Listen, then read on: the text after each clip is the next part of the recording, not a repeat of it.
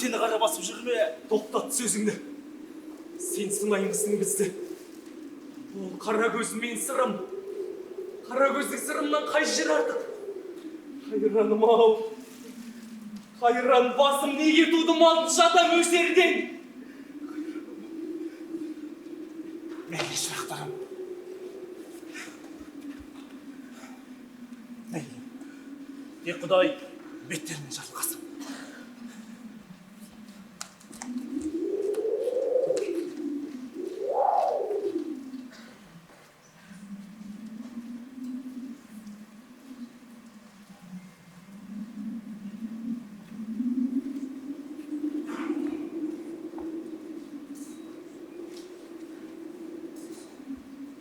Салқын кеште сейілғып, кім келеді бұл тасқа? Жолың ыңғайлы, қандай-ақ мұң досқа. Мәні жөнім ұқпадым, сонда да мұнда сыр басқа. Сонда да мұнда сыр басқа.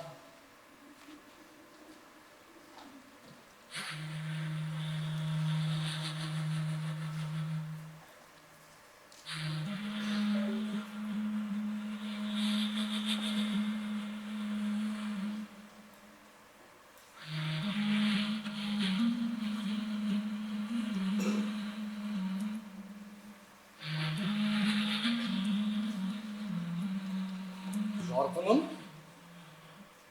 Жүзіңде бір кейіс бар ғой. Мәнін айтшы. Біздей жанның кейісі не болу керек? Сезбейміз. Менің дертім қара көз. Ой, саған не жетпейді? Қарауылдың асылы, күміс бәйтерегі бұлбұлы қара көз болғанда. Сен оның алған жар екенсің. Не тілейсің? Мен ұқпадым. Қара көз ақылы мінезімен тұсау салып тұр қойма. Осындай мінезді, биязы, нәзік, бір ауыз қатаң сөз, қатқыл мінез қатпастан, үзіліп қалған, өзек жарған асыл сөзбен, өз басым әйел баласынан бұрын соңды көрмеген, әдептілік, сыпайылықпен жекемді жұқартып тұрған жоқ.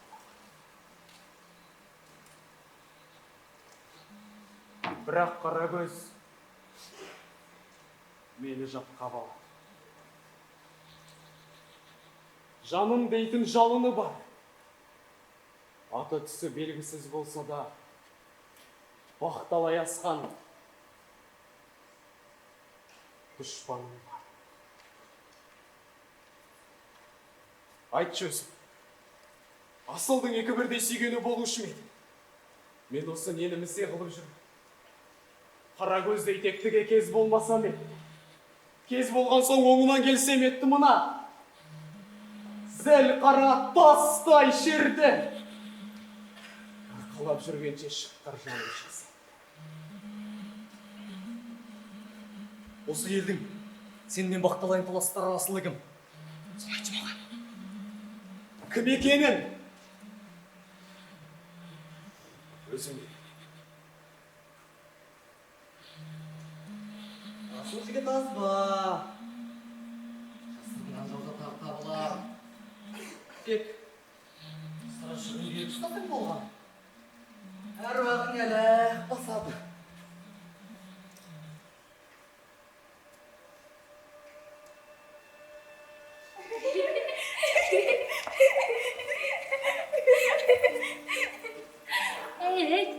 Ашығыңа жеткізбеген бір баласы ғой екен. Әй, еркем ау, сені жолдан тайғызып жүрген кім? Соны айтшы. Кім екенін айтпай. Жеңге, бүгін өзің осы жерде көресің. Ұрыстың басталғаны көп болған жоқ. Атын аташы, кім ол? Атын айтуға болмайды. Атын атамасқа уәде қылған. Сырттағы жанға сыр білдірмеуге уәдеміз берген. Білдіруге болатындай нәрсе емес. Зор күнә ғой ол. Жыр Құдай өзі кеше. Ойбай ау, маған көрсетемін деп алып келгенде атын атауға болмады екен. Ат аталмайды.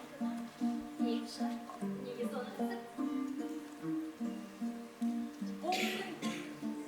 Ол менің өмірде бет ашылмай кететін сырым.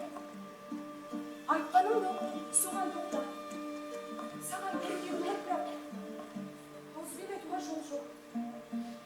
Осы көңілге бар күйігін көріп қана білу керек.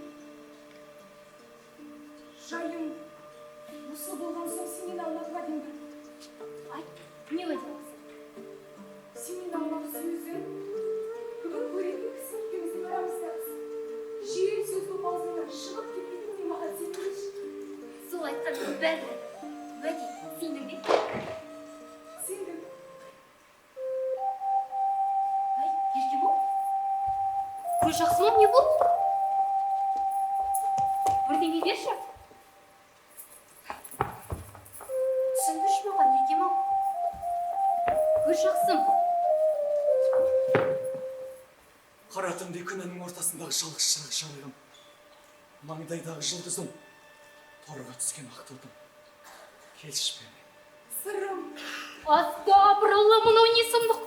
Бір әкенің балалары көзтірде, Құдай айгарынен сақты, Құдай айгарынен сақты. Тоқтат сөзіңді Ақбала.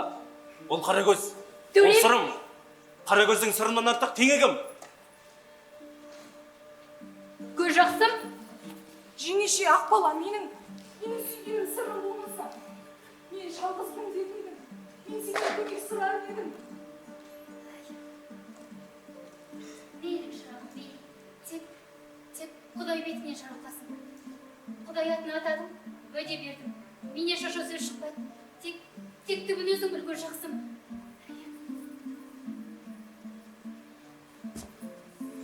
Ой, тұрмай, мен асай қарап тұрмын ба? Күндіз-түні шарлап, қызғырай деп жаспарлап, ақтамақ деп жыл сарнап. Дегендегіз дегенім, осы отырған ақ бала, бәйтерекке жапанда жалғыз біткен тақ бала емес пе да? Адықсыз жүріп айға бата қылғаны, аяқсыз жүріп кез келгені мен қайтейін. Біз десек бұрын көрмектемей. О, Ақбалажан, тоқташы, Ақбалажан.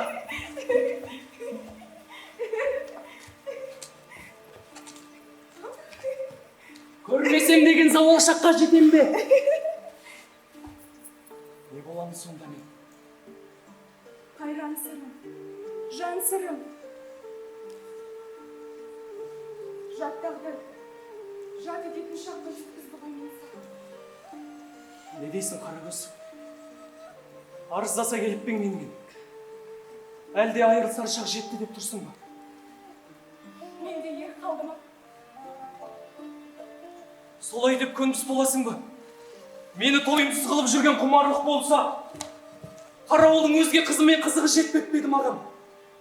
Сырым сені жалықтырған шығар әлде. Сырым сал, оның қонары сай көшерін жел біледі. Оны сүйетін туысқан жоқ, ағайыны жат шауып жаустанай. Ол жаманатты тентек, ол шешесінің теріс батасын алған, теріс батаға кездескен жолсыз. Сондықтан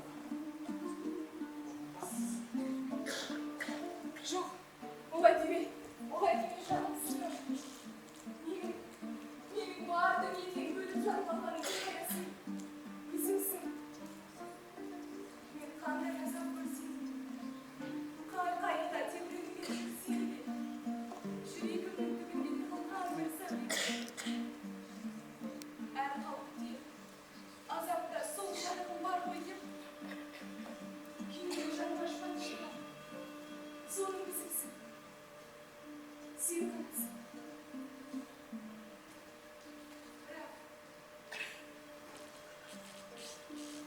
Бірақ мен нашаны кінәламаймын, айтқаным. Егер ол зорлы, озбырлы, қара күш иесі болса, оңайленіп бар болайын. Ол мені ерекше бір момындық, жуастық, майдалығымен сағандай болады. маған барыңды айтып кет. Неге келдің? Мені неге келтірдің? Сағындым. Ынтыға сағынам. Есім кете сағынам, жан құштарым. Сол үшін шақырттым. Әлде мен едім. Бір ой шығат дегенде. Сен көзіңді тұрғанда, мен бұны зорлыққа шығарасың. Сен мен үшін, мен сен үшін шығарасың.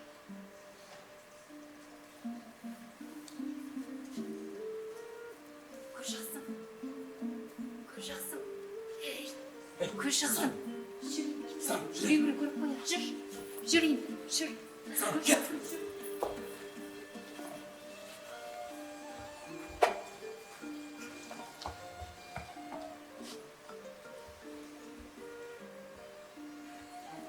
Қара шапан жамылып, қыз кетеді бір жаққа.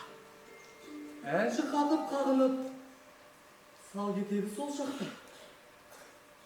Мәлі жөнім ұқпадым. Сонда да мұнда сыр басқа.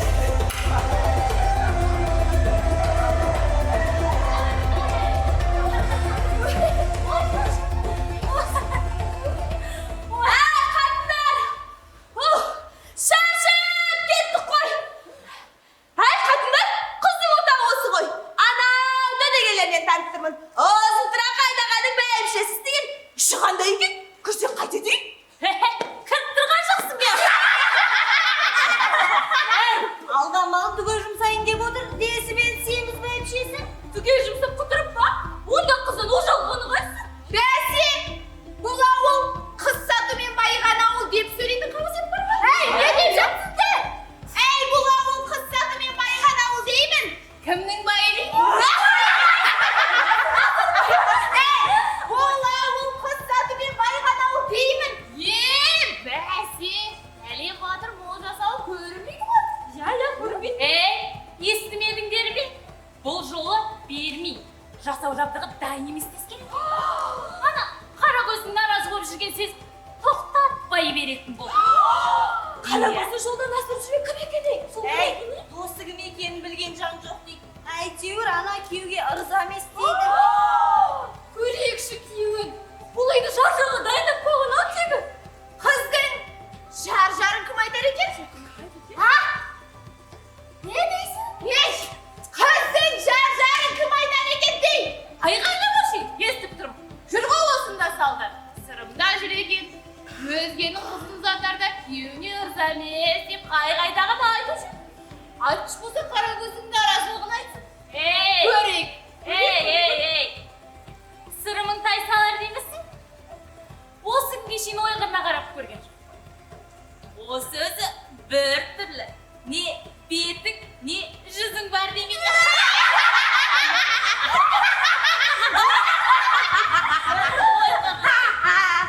Мен кейде бетіне қарауға шыдай алмайым. Тек бір албыз көрсе.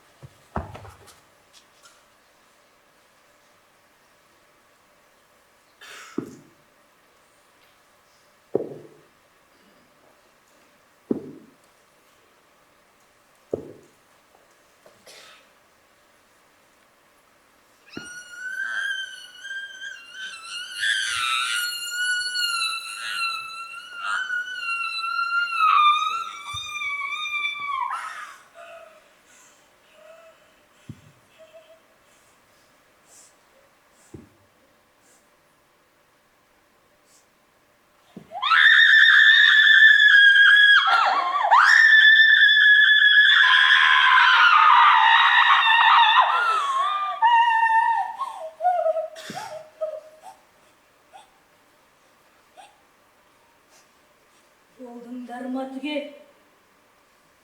Ақбала, мұнда мısın? Болды қажет. Тысқа білем әкеп жүр. Жұрттың бәрі үйге сияма. Қара көз аттанғанша күйеулерді төбеңдер түк жоқ. Қара көзін көшті. Мен бір суық хабар естідім. Осындағы қатын қалаштың дауысына шалды. Бұл дағы не сұмдық? Сен білуші ме едің? Ауылға, әруаққа нұқсан келетінін ойлаймын деймісің осы сен? Сезгеніңді айтпай, ішіңе тығып жүрсің ау. Несіне тығайын? Көз жақсымның ырс еместігін нашыға да мәлім болыпты. Білгенмен мен не істейін? Нашы да біліпті дейді. Шынымен ақ, менің асыраған баламның жаманатты болғаны ма? Мұның бұзып жүрген кім? Шақыр мұнда қара көзді. Жетім қозы таспауыр деп, қанаттыға қақтырмай, туған шешесін жоқтатпаймын дегендегі барғадыр қасиетінде теткені ме? Мұның ойын бұзып жүрген кім? Нашадан асып тапқаны қайсың менсінбегенде? Мен де білмеймін, әже. Я? Сенгенім ақ. Соның сенем. Жасырып қоймасы бар шығар. Жеңгемін деп қас демейтін істі. Мына сен сияқтылардың істейтінін сезбейтін шығармын. Баламның ойын бұзатын әзәзілді. Искен яқ.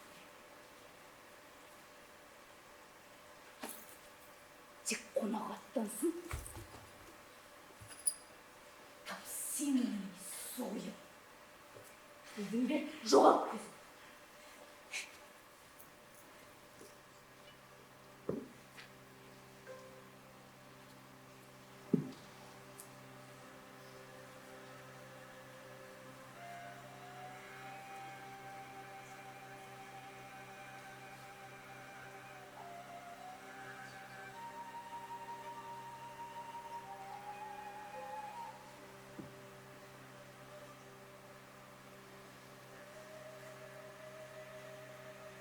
Әже, мені шақырттыңыз ба? Я қарағым, айтпағым бар екені рас. Осы сенде қызығын қызықтағысы келмейтін бір жадаулық бар дейді. Қарағым, мен сенің жолыңда жаным шықсын деген адам. Саған жаманат тағылғанша, оныңда мені кәрі басыма салған жоқ, Құдайдан алған артық деген адаммын. Әже, мен жаманатты болдым ба?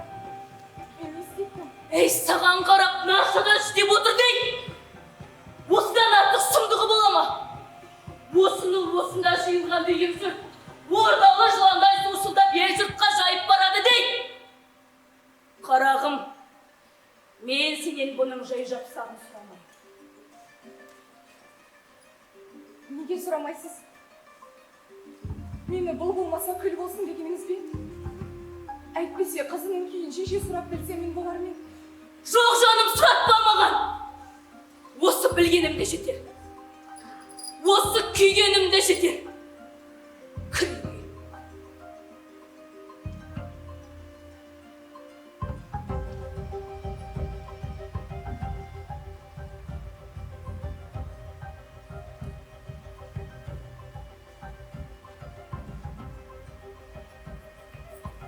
Кім болса да қолынан келгенін істеп. Салғаспа енді менімен кірге!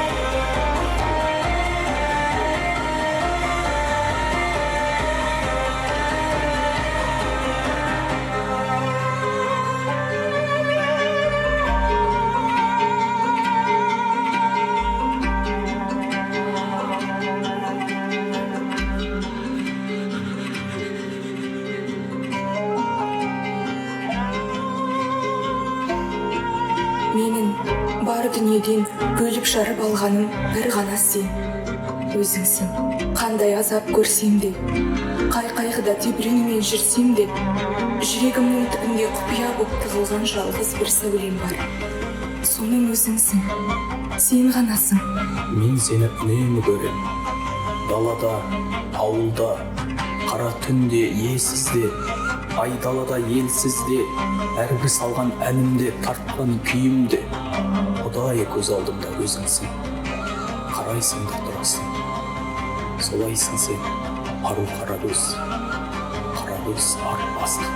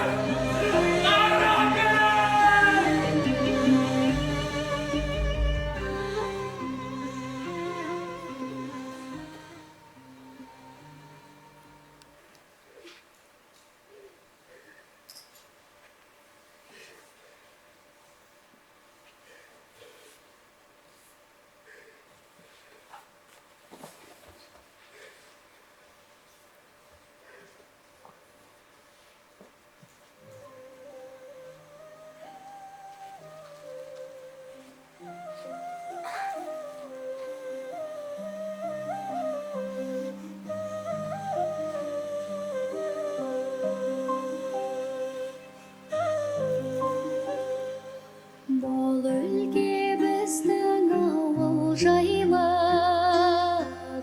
жері, шеліге асау қалың байлаған жері. Көзіме от жалындай көрінеді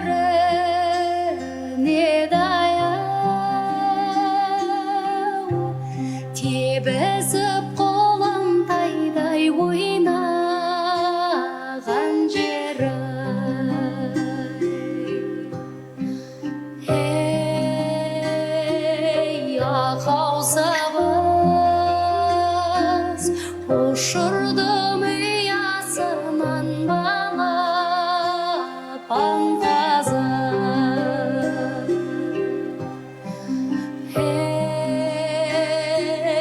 Ақау сабыз,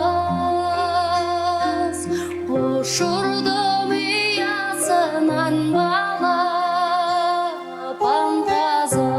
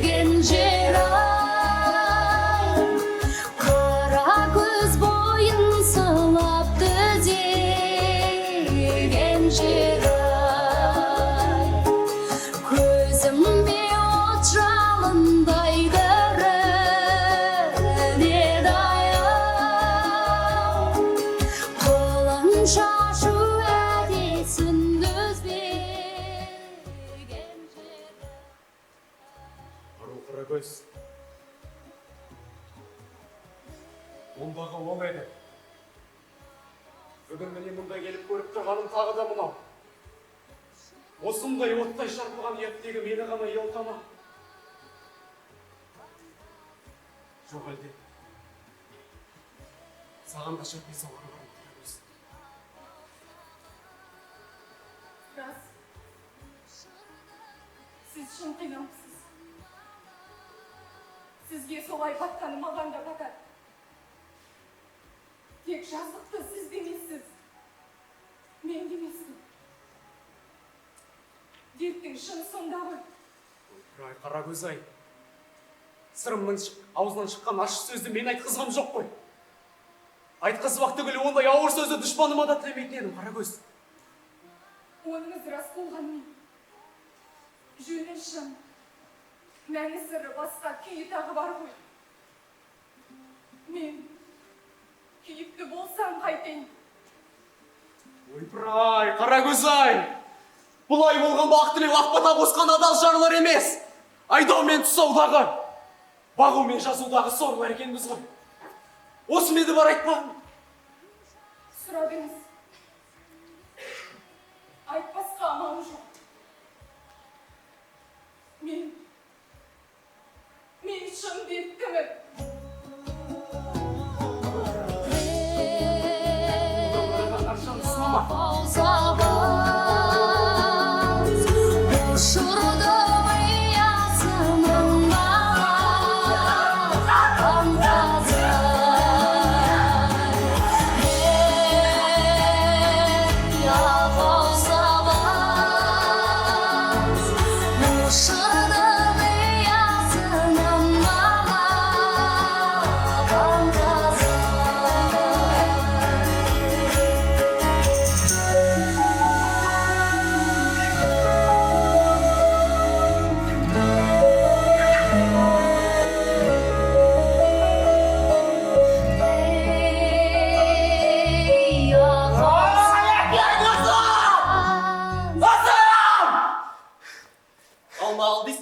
Тынышталмай қойдың осы енді? Сен менің халім сұрайсың ба жоқ па?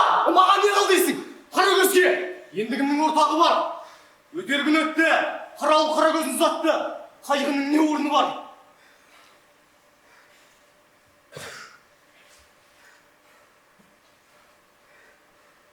Қарагөз маған бір дерт болса,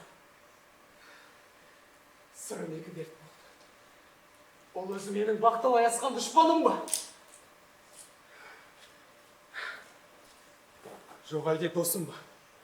Соны біліп бер маған. Асыл жігіт азға дегенім қайда?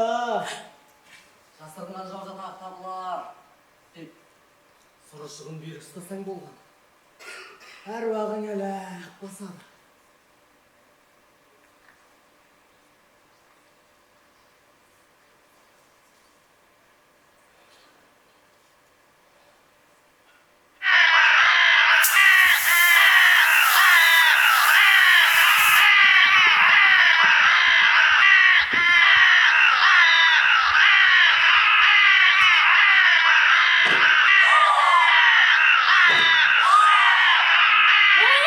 Қарагөз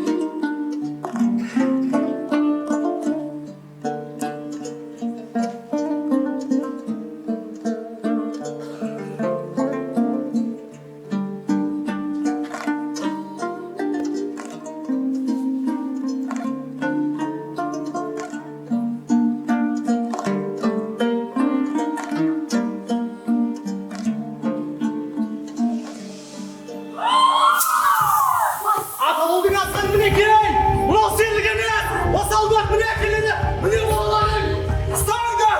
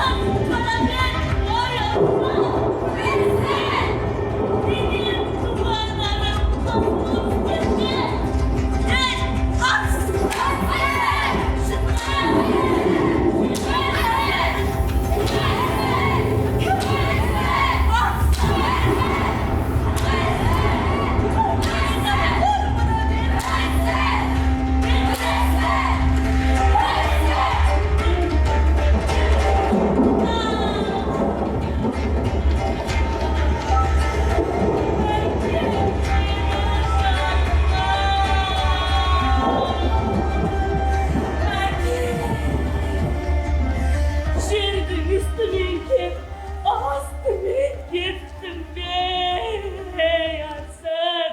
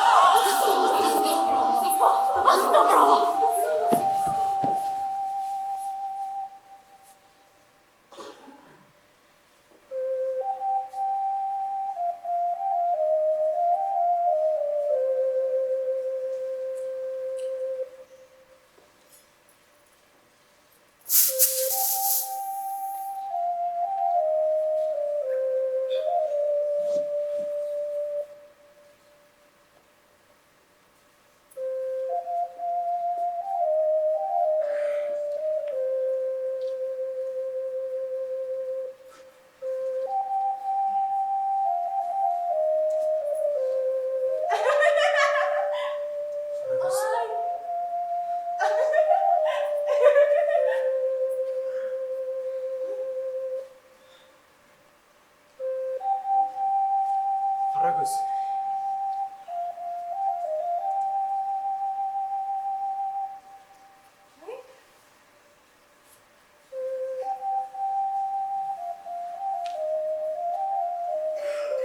Қарагөз.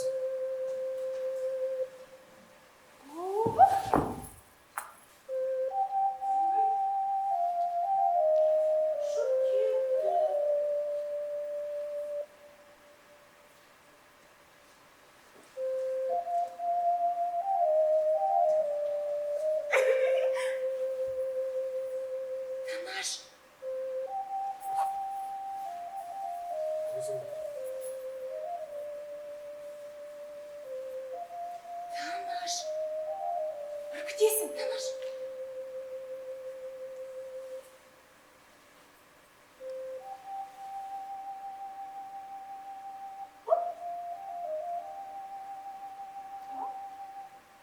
Қарагөз.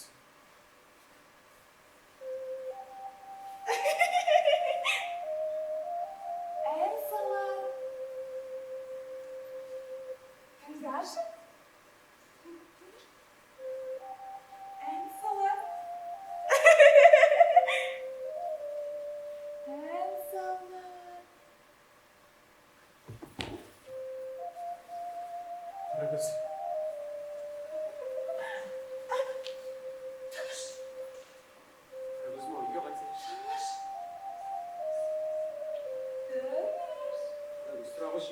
жетесің.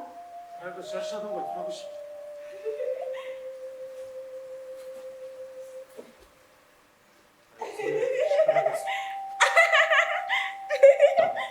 Тыңдаш. Әсалар.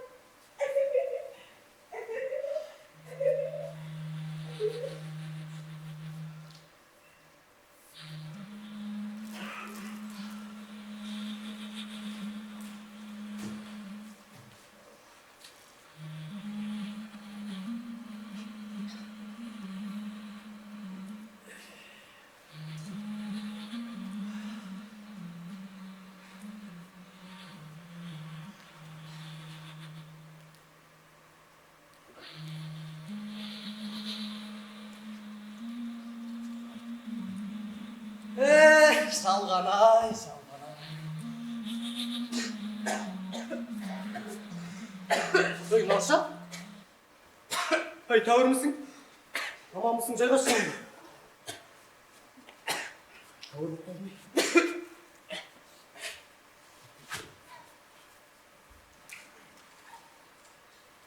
Сырым қайда жүр? Неге келмей жатыр ол? Қайтесің, қарағым. Сені де күйзелткен жар жолдасың шығар. Ағайын Қарагөзді төркініне жібер. Төсек жаңғырт. Еңсеңді көтер деді. Ол қолдан келмейтін болды. Ару Қарагөз. Гауһар тас еді ғой. Қайтейін.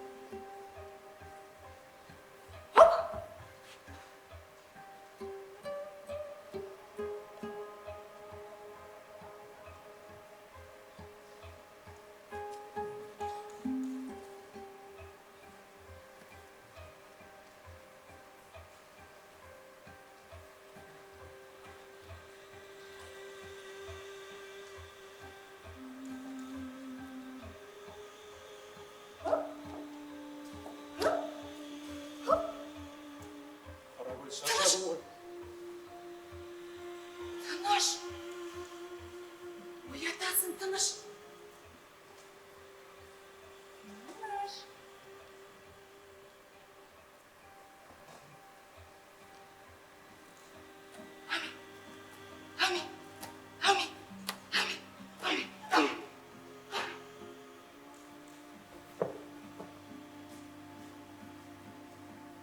Олар бізді өзі адам қатарына жатқыза ма жоқ па? Қайда сырым, қайда? Асан, жаңа бір-екі атты келе жатыр еді. Білші, кім екен? Қарағым тыныштық ал. Қарагөзге істемеген ем жоқ. Бақсы балгер, қожа молдалардан келмегені, бақпағаны қалмады. Біз де тоздық. Сырым! Сырым келді.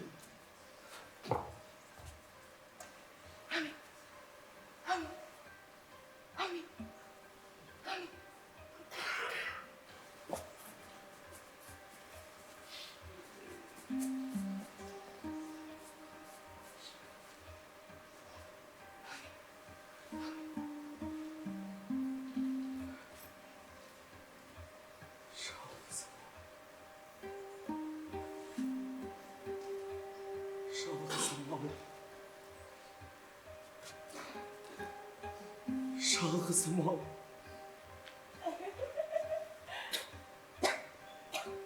Сені бұл күйде көрем дегенше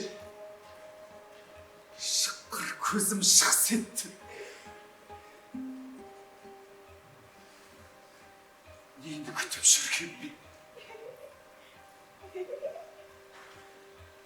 екеуің қайғы үстінде бір-біріңе демеу едің. Тым болмаса, ескін есіңе салып көрші сырым. Иә, есіне салса бірдеме болар ма еді? Ендігі бауырыңа басып ой салып көрші.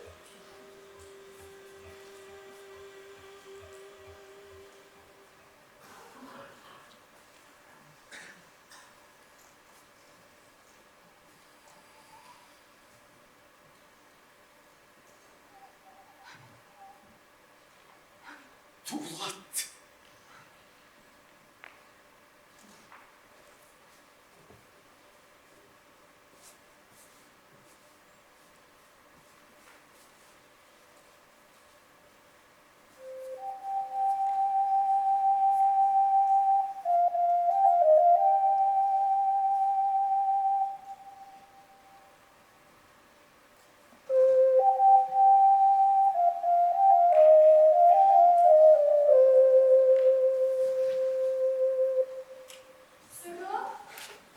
Қарагөз, Қарагөз, есін тұста. Қарагөз.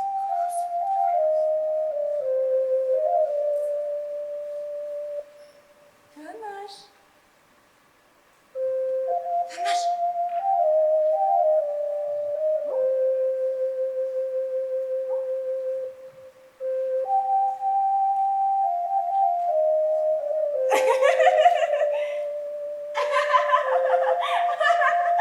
En salat Tüngdaş. Tüngdaş, естіп тұрсың ба? En salat.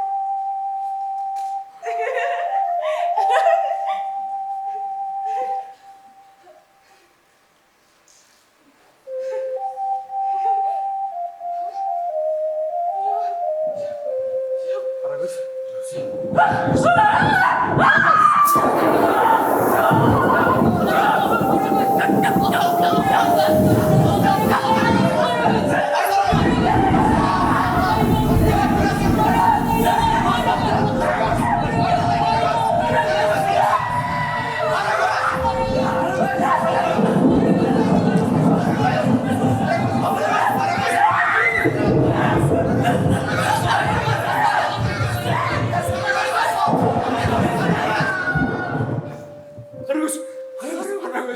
Қарагөз. Қарагөз. Қарагөз. Қарагөз.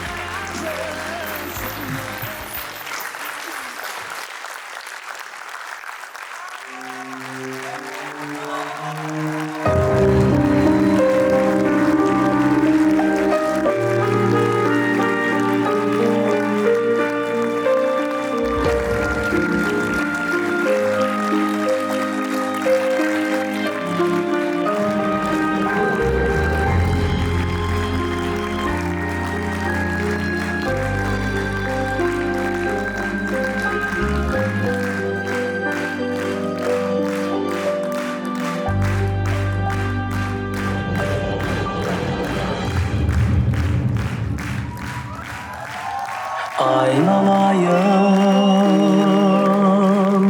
қарағым қара қасың қос иықтап оралған қолың шашың ай қара көз жүрмесің сәу сәлемат қызыл гүлім ай жөнің бөлек ай қара көз жүрмесің сау сәлемат қызыл гүлім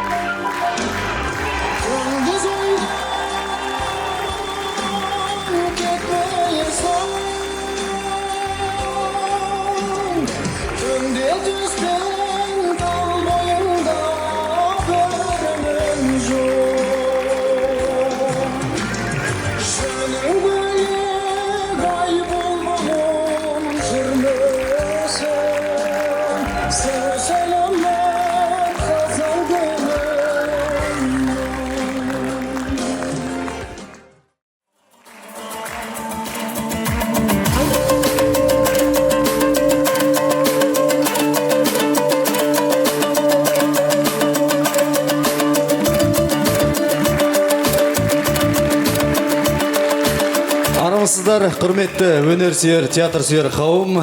Бүгін біз Абай Құнанбайұлының 180 жылдық мерейтой аясында екінші мәрте дәстүрлі түрде ұйымдастырылып отырған Адамдық борышың атты республикалық театрлар фестивалінің соңғы шешуші сәтіне де келіп жеттік.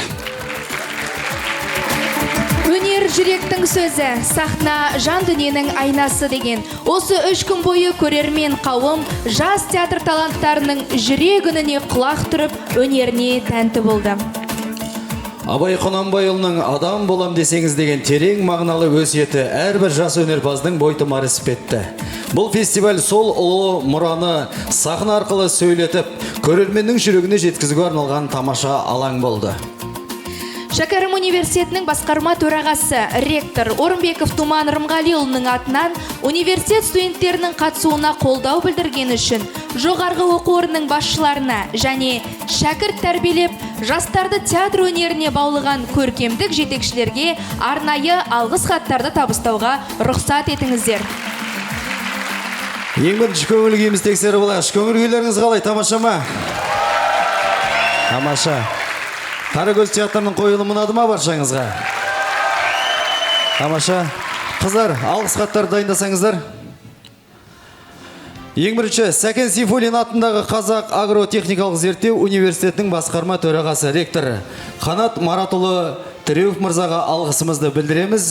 Жетекшісі ортаға шықсаңыздар. Және Сәкен Сейфуллин атындағы Қазақ агротехникалық зерттеу университеті Ақжелкен театрының көркемдік жетекшісі Думан Еркінұлына алғысымызды білдіреміз. Қошемет соғып қойыңыздар.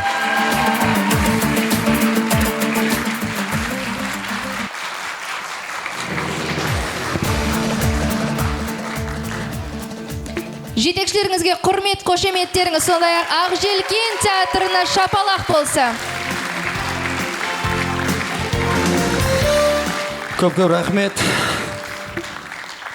Лев Гумилев атындағы Еуразия ұлттық университетінің басқарма төрағасы, ректор Сыдықов Ерлан Бәтташұлын алғыс білдіреміз. Сондай-ақ Еуразия ұлттық университетінің Шаңырақ театрының көркемдік жетекшісі Тілепов Жамбыл Амангелдіұлын сахна төріне шақырамыз және де Қошемет соқ қойыңыздар.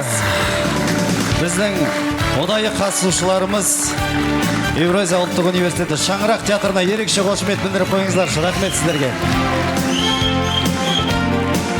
Қазір дайын болса тұра беріңіз.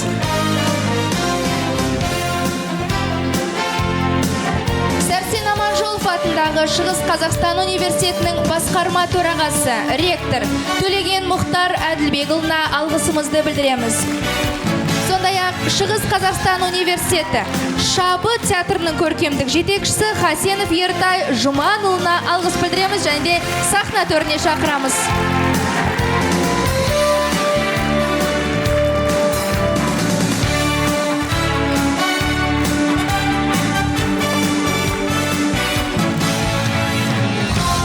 Абай атындағы Қазақ ұлттық педагогикалық университетінің басқарма төрағасы, ректоры Болат Анапиялы Тілепке алғысымызды білдіреміз. Және де Қазақ ұлттық педагогикалық университеті Шың театрының көркемдік жетекшісі Рахымжан Жомарт Рахымұлына алғыс білдіреміз.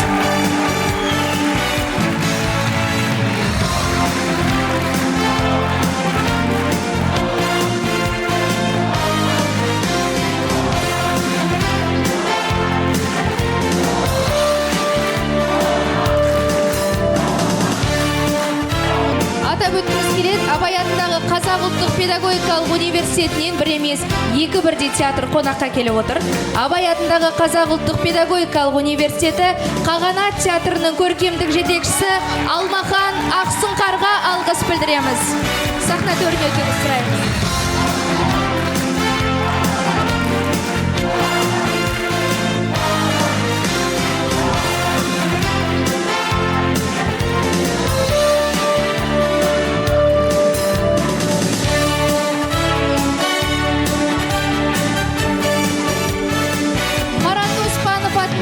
Медицина университетінің басқарма төрағасы, ректоры Талғар Сатыбайұлы Абилевке алғысымызды білдіреміз. Және де Медицина университеті Медар театрының көркемдік жетекшісі Жәленова Ақжүніс Мейірхан қызына алғыс білдіреміз. Ортаға шақырамыз.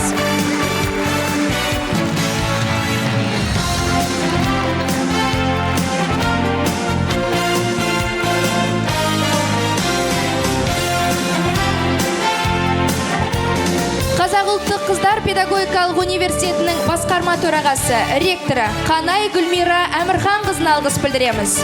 Және де Қазақ ұлттық қыздар педагогикалық университетінің Өнер жастан деп аталатын театрының көркемдік жетекшісі Нұрханова Балжан Тастанбек қызына алғыс білдіреміз. Ыстық ықыластарыңызбен сахна төріне шақырамыз.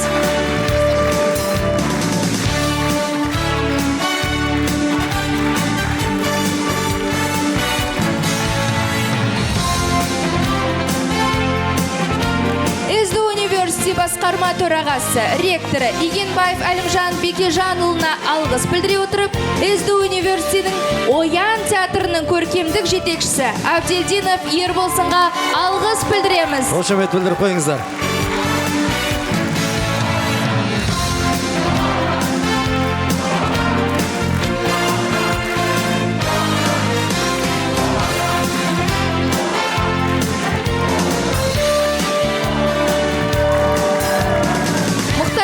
атындағы Оңтүстік Қазақстан ғылыми зерттеу университетінің басқарма төрағасы, ректоры Ахмет Саки Дарханға алғыс білдіреміз. Алғыс білдіре отырып, Думан театрының көркемдік жетекшісі Әбдіқадыр Азамат Жеңісбекұлын сахна төріне шақырамыз. Арнайы алғыс хатпен марапатталады.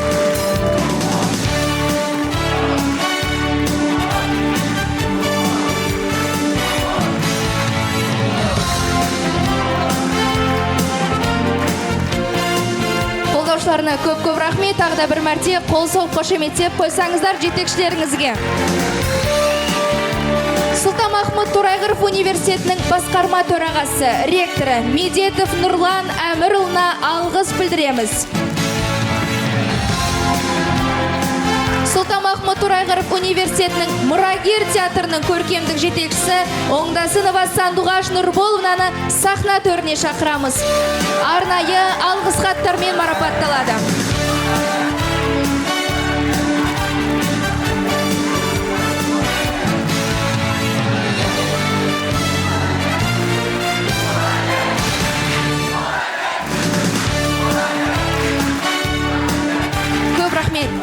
Әлкей Марғұлан атындағы Павлодар педагогикалық университетінің басқарма төрағасы, ректоры Ержан Әмірбекұлына алғыс хат білдіреміз. Алғысымызды білдіреміз. Сондай-ақ Әлкей Марғұлан атындағы Павлодар педагогикалық университеті Ғибрат театрының көркемдік жетекшісі Сүндет Арайлым Айтбайқызына алғысымызды білдіреміз. Ортаға шақырамыз.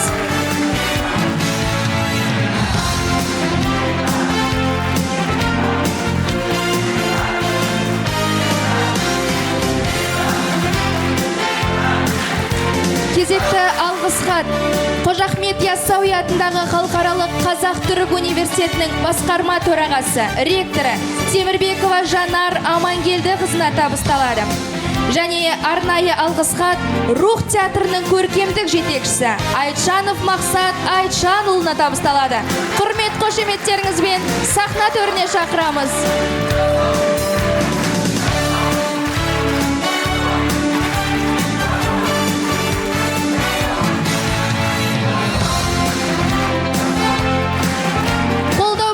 Үшін барша жоғары оқу орындарының басшыларына, сондай-ақ шәкірт тәрбиелеп, осынау жерге фестивальге алып келген барша театр жетекшілеріне алғыс білдіреміз. Құрмет қошеметтеріңіз.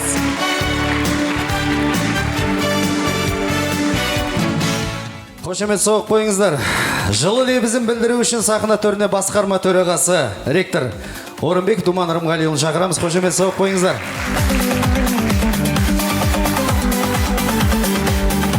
Кеш, құрметті достар, әріптестер, құрметті қонақтар, өнер сүйер қауым.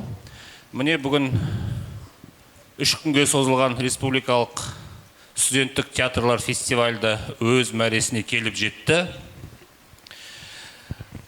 Ұлы ойшыл Абайдың 180 жылдығы Шәкәрім университетінің қабырғасында алғаш ашылған студенттік театрдың құрылғанына 65 жыл толып отырған осындай тарихи сәтте еліміздің 7 өңірінен 12 студенттік театрдың келіп, осы ар-ождан мен еркіндіктің идеологиясы туындаған киелі жерде, осы сахнада Абай елінде өнер көрсетуі кездейсоқтық емес деп ойлаймын. Тағы да осы біздің биылғы жобамызда ерекше мән мағынаға ие болып отырған тағы да бір айта кететін мәселе жайт, ол бүгінгі біздің өнер сүйер білім алушыларымыз, жастарымыздың Абай еліне, Семей жеріне келіп тұрып, Жидебайға барған сапар деп айтар едім. Абай, Шәкәрім, Мұхтар Әуезов дүниеге келген жерде, жүріп өткен жерлерінде де бүгін сіздердің табандарыңыз тиді. Бұл осы жүздесу, осы сапарларыңыз сіздердің естеріңізде ұзаққа жақсы лебізбен, ықыласпен сақталады деген сенімдемін. Бүгінгі осы республикалық фестивальға әділ қазылар алқасының мүшелеріне, әріптестерімізге зор алғысымды білдіремін. Жаңағы 12 студенттік театрдың университеттің басшылығына, көркемдік жетекшілеріне алғыс білдіремін. Осы сахнада, киелі сахнада тек өнермен жақсы күндері жүздесуге жасын деп тілеймін. Рахмет. Думан Рымғалиұлы, көп-көп рахмет. Байқауымызға әділ бағасын беріп қазылық еткен қазылар алқасына алғыс хаттарды табыстауға рұқсат етіңіздер. Құрметті Жуасбек Ербол Тілеуқұлұлы, 2025 жылғы 26-28 сәуір аралығында Абай Құнанбайұлының 180 жылдық мерейтойына орай ұйымдастырылған Адамдық борышың 2 республикалық студенттік театрлар фестиваліне әділ алқасының мүшесі ретінде белсене атсалысып, өзіңіздің кәсіби тәжірибеңізбен және өнерге деген ерекше көзқарасыңызбен үлес қосқаныңыз үшін шынайы алғысымызды білдіреміз. Алдағы уақытта еліміздің мәдениет және өнер саласындағы игі істеріңіз табысты бола беруіне тілектеспіз. Ербол Тілеуқұлы. Қошемет соғып қойыңыздар, төрағамыз.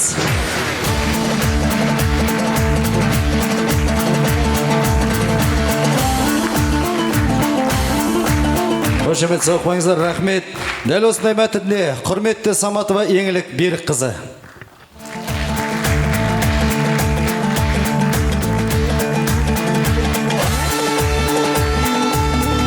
Сіздерге әділ қазылық еткен құрметті Серқалиев Әділжан Серқалиұлы. Қошемет соғып қойыңыздар.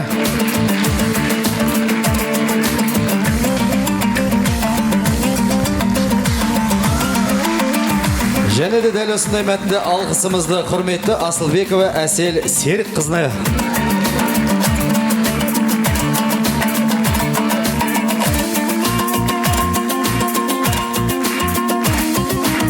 Дәл осындай мәтінде Қаракөл жастар театрының режиссері құрметті Нұғманов Еркебұлан Абдырахманұлына. Қошемет соғып қойыңыздар.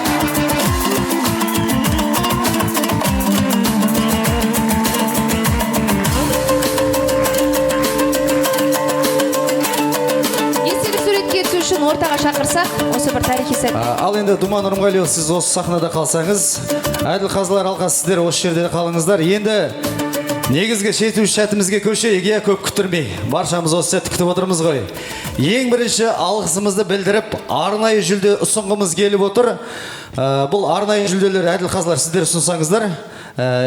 Еркебұлан мырза.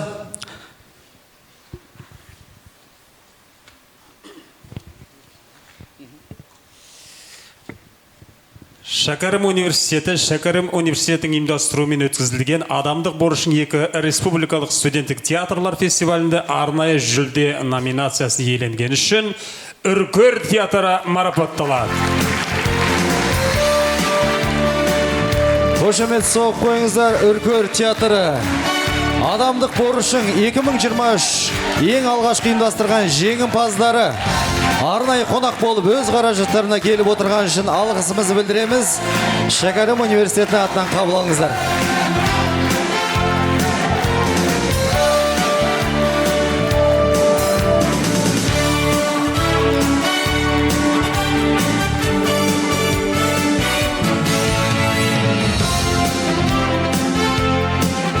Барлығыңызға қайырлы кеш, құрметті театр сүйер көрермен, театрдың нағыз фанаттары дейін. Бүгінгі өтіп жатқан адамдық борышың 2 республикалық студенттік театрлар арасындағы фестиваль өзінің мәресіне жетіп жатыр. Мінекей біз Үркер театры Абай университетінің атынан 2023 жылы ең бірінші адамдық борышың біріншіге қатысып бас жүлдемен қайтқан болатынбыз. Содан кейін осы адамдық борышың 2-ге келіп отқан жайымыз бар, қонақ болып. Арнайы құр қол келмей, арнайы өзіміздің сыйлығымызды алып келген болатынбыз. Осы Қаракөл жастар театрының ана жерде кабинетін көрген болармыз. Сол кабинетіне арнайлап үлкен қабырғаға ілуге арналған сағатымызды әкеліп отырмыз.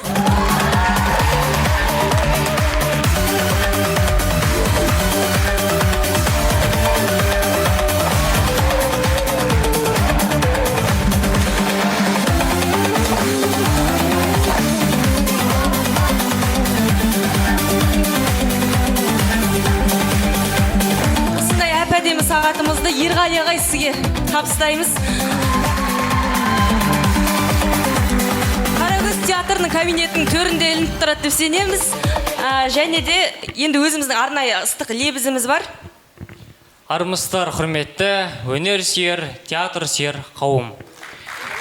Біз мынау Алматы қаласынан сонау ақындардың, батырлардың, даналар мен дарылардың өлкесі Қарт Семейге, Шығыс өлкесіне аттелетіп келіп отырған жайымыз бар.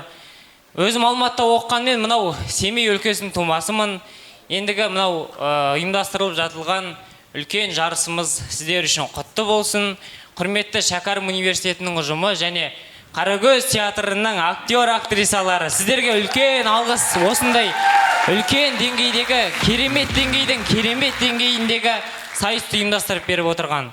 Ендігі сол ізгі тілегімді өлең етіп жазып келген болатынмын, соны қабыл алсаңыздар. Қаракөз театрына Семей өлке, Семей шаһар тым бөлек, таба алмаса маған келсін кім медет, Шақаралды шәкәрімнен басталып абай туған топырақта тұр жебеп. Пейілінен айналайын мен елдің. Абай болып жазалады шебер кім? Қара сөзің шұғылас еді өмірдің қара көзім. Құбыласең өнердің. Қара көзің жалындаған жастара сан жылдардан тарих бола бастады. Халық өзі биігіне көтеріп, Құдай өзі қолпаштады, қоштады. Келешекке кемел мынау сенерсің. Ардақтайды, құрметтейді сенел шын. Себебі сен тұнық театр өнерін суреттеуге шеберсің. Қара көзім, керемет ортадасың. Құдай өзі тіл көзден қалқаласын. Көздің ақ пен қарасы секілденіп, бірлігіміз ешқашан тарқамасын. Рахмет көп-көп сіздерге. Рахмет көп-көп. Сіздерге көп-көп рахмет. Үркер театрына қошемет соғып қойыңыздар.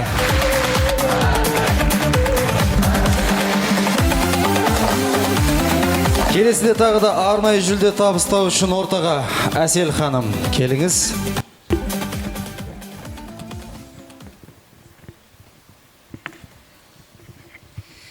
Шәкәрім университетінің ұйымдастыруымен өткізілген «Адамдық борышың 2» республикалық студенттік театрлар фестивалінде арнайы жүлде номинациясына иеленген Медар театры марапатталады.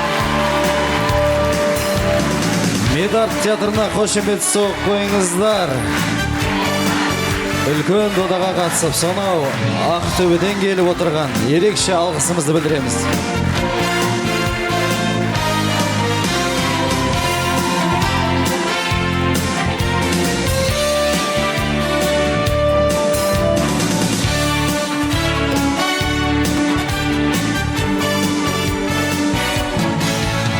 Келесіде енді номинацияларымыз көтеріліп келе жатыр.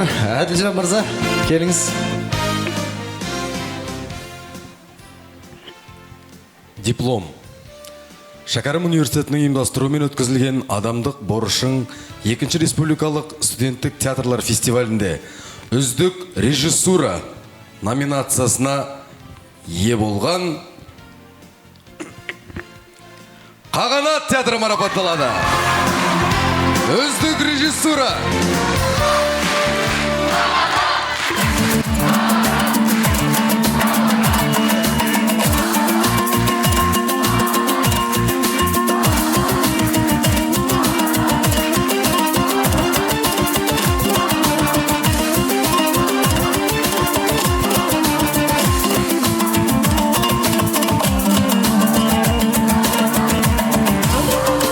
Қағанат өнер бірлестігі, қошемет соғып қойыңыздар.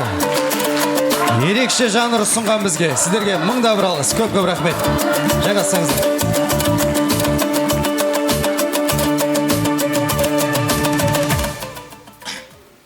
Ассалаумағалейкум, ардақты алаш. Осы Семей шаһарына ат терлетіп Алматыдан келдік. Қонақ жайлықтарыңызға мыңда бір алғыс. Сіздерге бас еміз Семей шаһары. Біз Қағанат шығармашылық одағы үлкен идеямен келдік.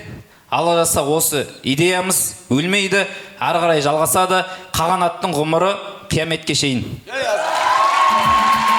Көп-көп рахмет. Қағанат шығармашылық өнер бірлестігі, сахнадан сөйлесіңіздер. Рахмет. Келесі Еңлік ханым. Енді бүкіл театрдың аңызын айналдыңыз енді. Диплом. Шәкәрім университетінің ұйымдастыруымен өткізілген «Адамдық борышың 2» республикалық студенттік театрлар фестивалінде үздік ер адам бейнесі номинациясын иеленгені үшін Құрал Нұрбол марапатталады.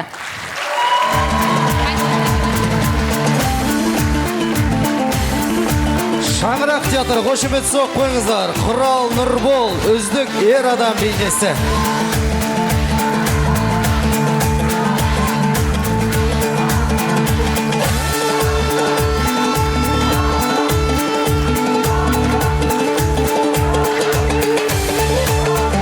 Еңлік хан, осы жерде қалсаңыз. Бір бол рахмет, жайғасаға. Келесі номинацияда өзіңіз ұсынсаңыз.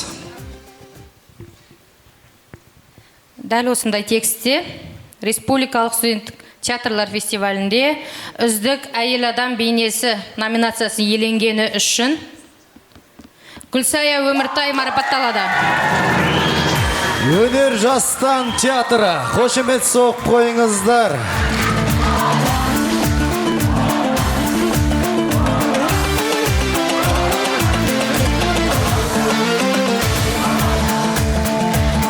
Осындай өнерлі жастарымыз көбейе берсін.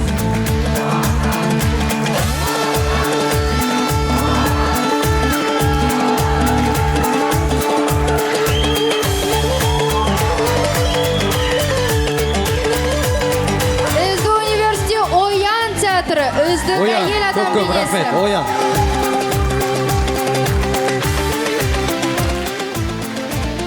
Еңілік осында бересің ғой деме? Бергін кеп тұрма?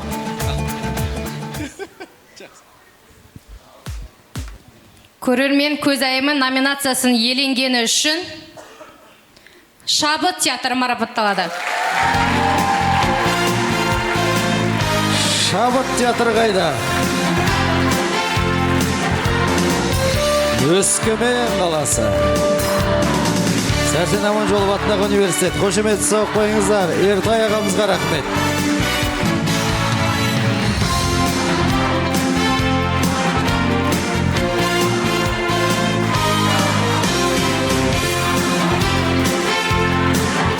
Қошемет.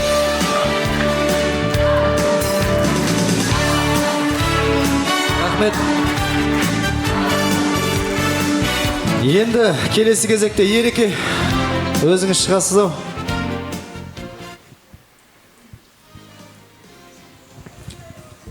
Шәкәрім университетінің ұйымдастыруымен өткізілген Адамдық борышың екінші республикалық студенттік театрлар фестивалінде ең үздік эпизодтық рөл номинациясын иеленген үшін Давлетьяров Аян марапатталады.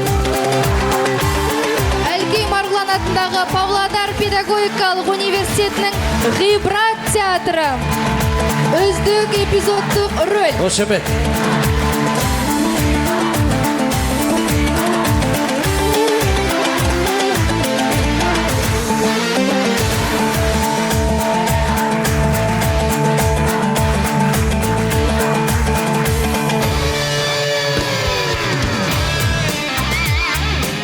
Екінші республикалық адамдық борышың студенттік театрлар фестивалінде ең үздік эпизодтық рөл номинациясын иеленген үшін Есемұратова Дильфуза марапатталады.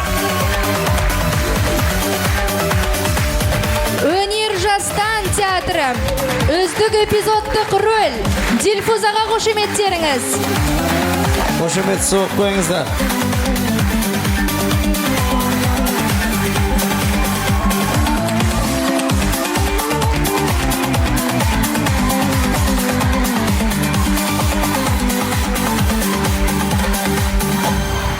Ереке қала беріңіз. Қошемет соқ қойыңыздар. Қыздар педагогикалық университеті, ұлттық университет. Екінші республикалық адамдық борышың республикалық студенттік театрлар фестивалінде ең үздік сценография номинациясын иеленген үшін Мұрагер театры марапатталады.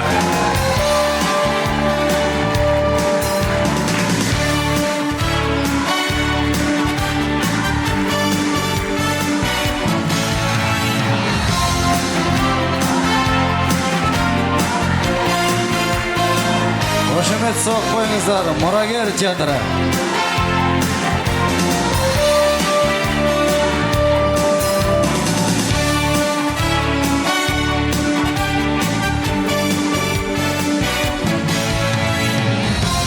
Сұлтанмахмұт Торайғыров университетінің Мұрагер театрына құрмет қошеметтеріңіз. Үздік сценография.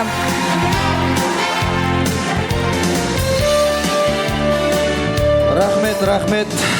Мұрагер театрына қошемет соқ қойыңыздар. Ереке сізге көп рахмет.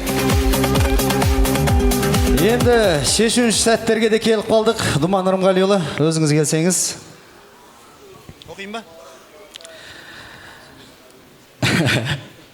Ал ендеше диплом.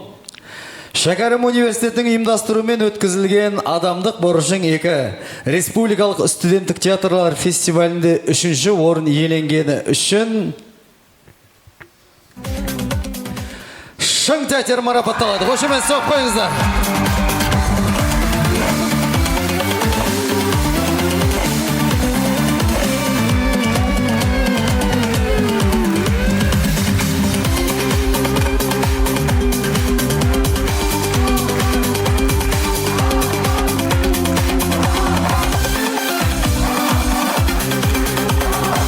$150,000 ақшалай сыйлық. Абай атындағы Қазақ ұлттық педагогикалық университеті Шың театры.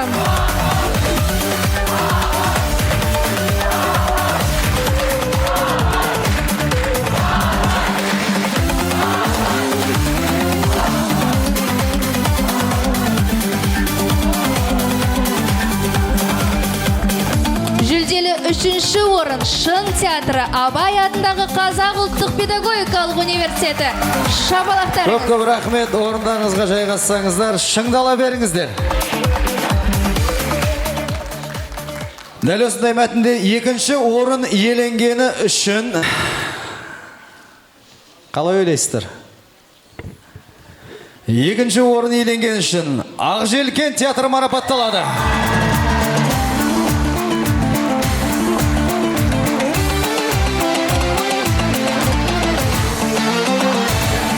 Астана қаласы Сәкен Сейфуллин атындағы университеті $200,000 ақшалай сыйлық. Және де біздің кубок.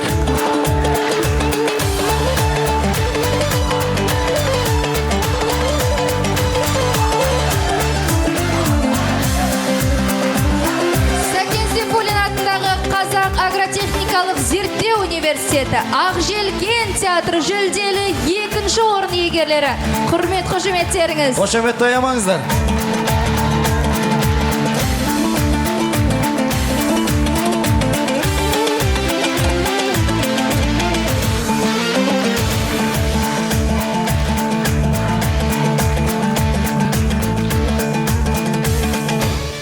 Көп рахмет, Ақжелкен театры орындарыңызға жайғасуларыңыз сұраймыз. Жүлделі 2-ші орын иегерлері. Қол соғып қошеметтеп қояйық. Енді әділ қазылардың алқасының шешімімен, шешім өте қиын болды ғой дейме? Ереке, бір ауыз айтасыз ба шешім туралы? Енді кінәлі сіздер ғой. Қазір бізді қуып жүрмесін. Көп сөзіп айтатын ештеңесі жоқ. Осы қазылар алқасының мүшелерінің барлығы профессионалдар ғой. Осы қазіргі номинацияны алатын театр сахнаға шығып өздерінің қойылымдарын көрсеткен кезде мына театр шынымен әуесқой ма жоқ па деген ой бірден пайда болған болатын. Ол ойымыз расқа айналған болатын.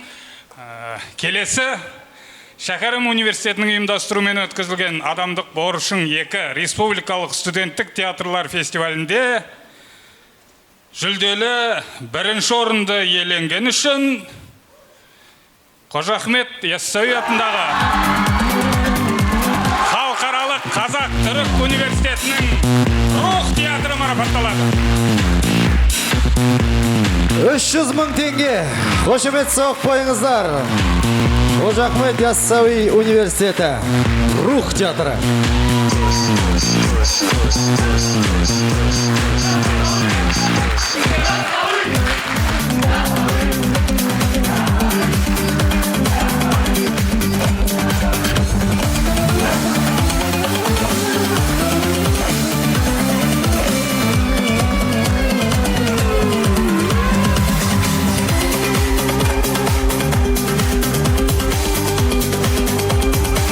Жүлделі 1-ші орын иегерлерін құттықтаймыз. Жүлделі орынды анықтадық, енді бас жүлдеге де келе жеттік. Кінәлі адамды көрдіңіздер, біздің қатысымыз жоқ. Думан Рымғали, ортаға келсеңіз. Бұл кісі жеребе тарту дәстүрі рәсімі кезінде маған кеп айтып еді, осы жеребеде ғана 2-ші болсам екен деп. Аллаға шүкір дейік, еңбектеріңіз жанып жатыр екен. Баршамыз қошемет соғып қойық, біліп отырсыздар ғой енді. Шәкәрім университетінің ұйымдастыруымен өткізген адамдық борышың 2 республикалық студент театрлар фестивалінде бас жүлде иеленгені үшін. Келесі жолы осы жаққа театрға, фестивальге барайық. Думан театры, қошемет соқпайыңыздар.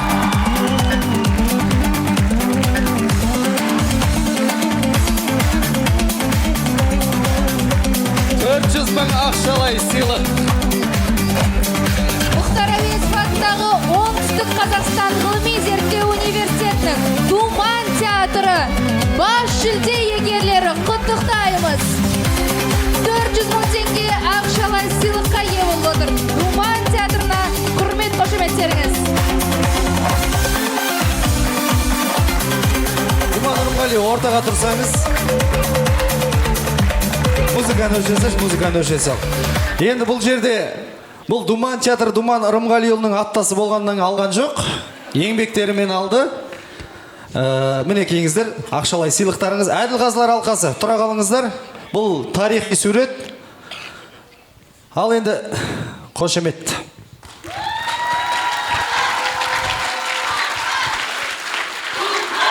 Республикалық театрлар фестивалінің бас жүлде иегерлері Думан театры. Жеңімпаздарды шын жүректен құттықтаймыз. Көп рахмет сіздерге. Жеңімпаздар, сахнаны сәл босата тұрсаңыздар, аяқтап алайық, одан кейін қайтадан шығасыз. Әділқазылар, сіздерге рахмет. Думан Нұрғалиұлы, сізге көп рахмет.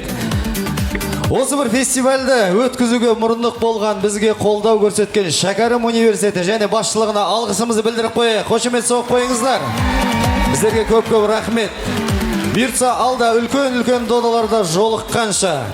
Семей өңірі сіздерге абай ел әрқашанда есігін айқара ашады. Келіңіздер. Көп рахмет сіздерге. Бір ауыз айтасыз ба? Сахнада кездескен шығармашылық ұжымдар енді достық пен ынтымақтастыққа апаратын жаңа белестерді бағындыратынына шын жүректен қуаныштымыз әрі сенімдіміз. Келесі кездескенше аман болайық. Сау саламат.